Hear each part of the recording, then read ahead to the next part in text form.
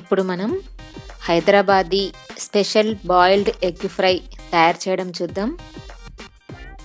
Hyderabadi special boiled egg fry తయారు చేయడానికి కావాల్సిన పదార్థాలు: ఎగ్స్ 4 ఉడకబెట్టి ముక్కలుగా కట్ చేసి పెట్టుకోవాలి, జీలకర్ర 1 టీ స్పూన్, ఆవాలు 1 టీ స్పూన్, ఉల్లిపాయలు 2 కప్పులు, పచ్చిమిర్చి 2, పసుపు చిటికెడు, అల్లం వెల్లుల్లి పేస్ట్ 1 టీ స్పూన్, కారం 2 టీ స్పూన్స్, సాల్ట్ టేస్ట్కి తగినంత, ధనియాల పొడి 1 టీ స్పూన్, ఆయిల్ 2 స్పూన్స్.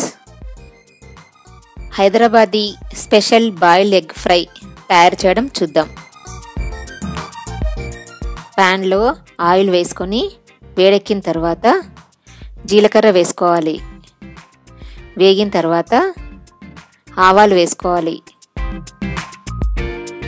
ఆవాలు కూడా వేగిన తర్వాత చిన్న ముక్కలుగా కట్ చేసి పెట్టుకున్న ఉల్లిపాయ ముక్కల్ని వేసుకోవాలి. ఇప్పుడు పచ్చిమిర్చి ముక్కలుగా చేసుకొని వేసుకోవాలి.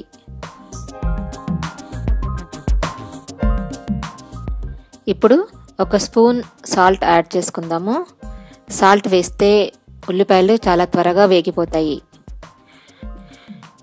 ఉల్లిపాయలని బాగా కలుపుకొని మూత పెట్టుకుందాము.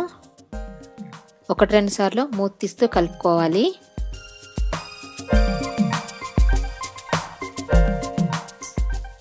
ఉల్లిపాయలు బాగా వేగి బ్రౌన్ కలర్లోకి వచ్చేసాయి కదా.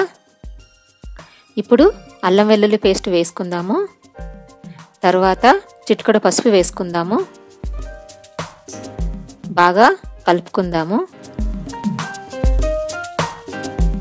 ఇప్పుడు కారం పొడి వేసుకుందాము. ఎక్కువ కారం కావాలి అంటే ఎక్కువ వేసుకోవచ్చు. ధనియాల పొడి వేసుకుందాము.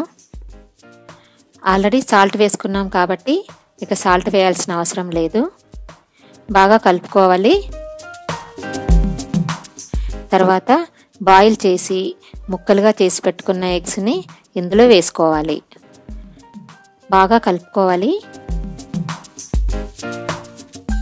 స్టవ్ సిమ్లో పెట్టి 5 నుంచి 10 నిమిషాల వరకు మూత పెట్టి పెట్టాలి. మూత తీసి ఒకసారి కలుపుకుందాము. టేస్టీగా బాయిల్డ్ ఎగ్ ఫ్రై రెడీ అయిపోయింది.